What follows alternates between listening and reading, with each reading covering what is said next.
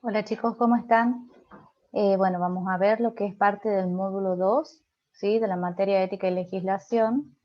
He preparado unas diapositivas para ir presentándoles el tema. Cualquier duda ya saben que pueden mandar mensajes por la plataforma, ¿sí?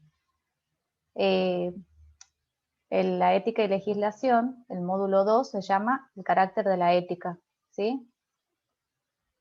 Vamos a ir presentando las diapositivas y vamos a comenzar a desarrollar el tema, ¿sí?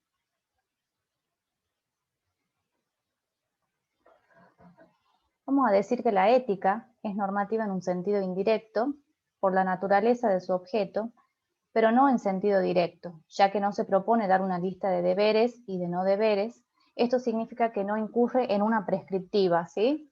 Para explicar entonces las relaciones entre lo teórico y lo práctico, algunos autores hablan de dos niveles que encontramos en la ética. Tenemos la ética crítica o teórica y la ética aplicada o normativa. ¿Sí? La idea es poder haciendo un recorrido también sobre lo que se va planteando en el práctico evaluativo. Entonces partimos primeramente de esta distinción entre lo que es la ética crítica o teórica y la ética aplicada o normativa.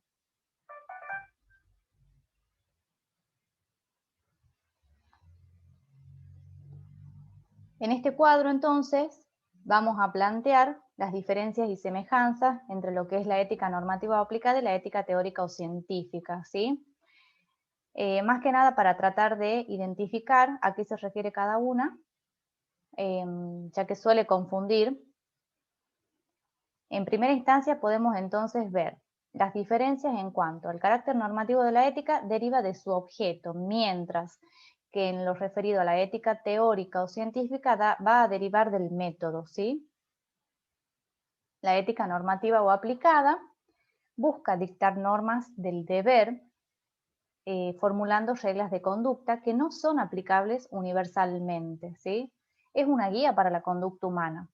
De lo contrario, la ética teórica o científica busca construir principios universales. La ética normativa no es científica, establece normas sociales aplicables a un contexto y época, es decir, que esta ética está más relacionada a lo que uno conoce como moral, ¿sí? Mientras que la ética teórica o científica busca establecer normativas generales que van más allá de una época o de un contexto a través de un modelo fundamentado como un paradigma, por ejemplo, ¿sí?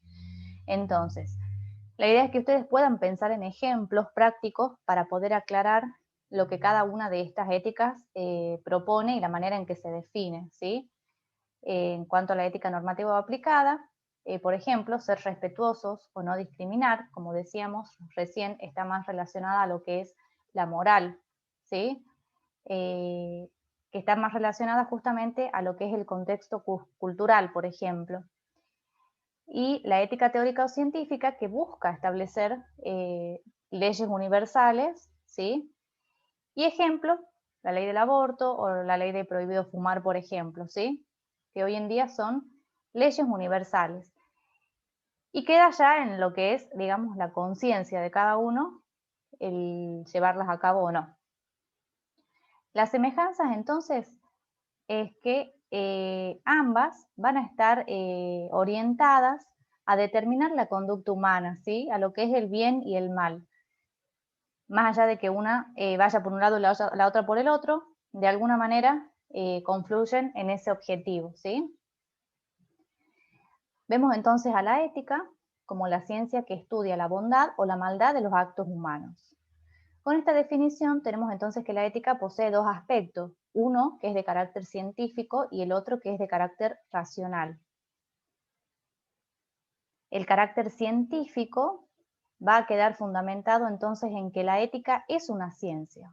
Pero entonces, ¿por qué decimos que es una ciencia? Para esto está bueno que podamos definir lo que es una ciencia, ¿sí? Es un paradigma fundamentado, es un paradigma porque establece un modelo universal o patrón de comportamiento de la realidad y nos puede decir en función de eso cómo se va a comportar dicha realidad. El carácter científico de la ética entonces va a quedar fundamentado en virtud de que esta disciplina presenta un paradigma de conducta valiosa que el hombre debe realizar. Tenemos por otra parte el carácter racional que viene dado por el uso de la razón, ¿sí? La ética, según este carácter racional, va a decir que la ética no es una ciencia experimental sino racional, ya que fundamenta sus modelos éticos por medio de la razón. Esta razón nos proporciona causas, razones y el porqué de la bondad en una conducta realizada. Con todo esto, se puede decir que a la ética le concierne entonces proporcionar las razones por las que ciertas conductas son buenas y por lo tanto dignas de realizarse, y también de argumentar en contra de conductas malas como el homicidio, la drogadicción, el robo, el engaño, etc. La idea, chicos, es que veamos lo que es la primera parte del trabajo práctico, haciendo un seguimiento del material, más que nada para poder ir aclarando algunas dudas que hubiesen podido tener en lo que es la lectura del material, ¿sí? El carácter normativo de la ética. Vamos a ver que según el normativismo, la ética se reduciría a una especie de prescriptiva, encaminada a normar la conducta del hombre, ¿sí? La ética normativa entonces pretende formular reglas de conducta, dar normas a las que se deben ajustar nuestros actos. De acuerdo al normativismo, la ética entonces no se propone comprobar lo que es, sino determinar lo que debe ser. Ella se encarga de suministrar las reglas y las normas de conducta que han de seguirse. Tenemos por otra parte los métodos de la ética. Seguramente, quizás en lo que es el secundario, los métodos que uno más conoce es el método inductivo-deductivo, lo habrán visto seguramente, así que les va a sonar conocido estos términos, ¿sí? El método inductivo va de lo particular a lo general, es decir, de casos particulares observados se va a realizar una generalización, una ley que vale para todos los de su especie. Por ejemplo, las gaviotas vuelan y son pájaros, los gorriones vuelan y son pájaros, las garzas vuelan y son pájaros, en conclusión, todo lo que vuela es un pájaro. Por otro lado, tenemos el método deductivo, en donde se parte de lo general para llegar a lo particular. Entonces, partimos de dos o más juicios, llamados premisas, para llegar a obtener otro que se llama conclusión. Todos los hombres son mortales, Pablo es hombre, por lo tanto, Pablo es mortal. Continuamos con los métodos filosóficos. En estos métodos filosóficos vamos a encontrar en primera instancia el método fenomenológico. El método fenomenológico no parte del diseño de una teoría, sino del mundo conocido y de las experiencias intersubjetivas.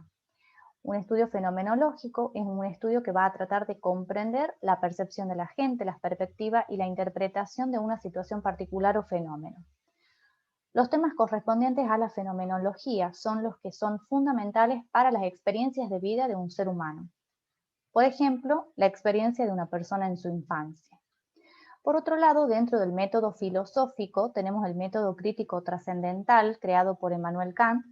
Este método consiste en proyectar la atención no solo sobre los objetos mismos, sino sobre el saber que nos da la cultura, indagando las bases del conocimiento. No se trata, por lo tanto, de una investigación psicológica del conocer, que implicaría un proceso de experiencia, sino de la averiguación de las condiciones necesarias de toda experiencia. En el caso de la ética de Kant, plantea el problema: ¿cómo es posible la moral? Explica las bases objetivas de la moral, no describe, por tanto, de manera empírica psicológica el fenómeno de la moral, sino que trata de elevarse para determinar sus principios a priori. Por ejemplo, para ver las letras escritas en la pizarra, algunas personas necesitan utilizar anteojos. Este requisito o condición es empírico, pues todo el mundo la precisa. Y en el caso de las personas que utilizan perfectamente pensable una situación que les permite no necesitarla. Por ejemplo, una intervención médica, la colocación de una lente intraocular que les ayude a corregir su dificultad visual, ¿sí? Frente a estas condiciones, Kant creyó que existen otras a las que llamó trascendentales y que no dependen de las circunstancias o de las peculiaridades empíricas del sujeto, sino que van a descansar en una estructura misma de la mente.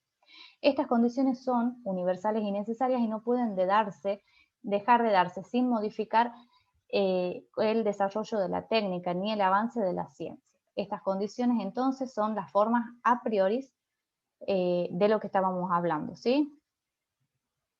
El método dialéctico es el tercer método filosófico.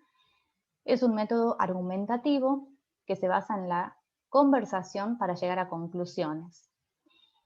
En el sentido que le otorgaban Platón y Aristóteles, es el arte de la discusión o búsqueda de la verdad en el diálogo a través de diversas divisiones y precisiones conceptuales. Vamos a ver que para los estoicos la dialéctica se identificaba con la lógica, distinguiéndose de la retórica, que es el arte de hacer bello un discurso. Para Hegel y su escuela, dialéctica es la síntesis de los opuestos o el ritmo del pensamiento en su marcha constante a través de tesis, antítesis y síntesis. Este método mejora la comunicación entre las personas y facilita la formulación de lluvias de preguntas que inician un debate.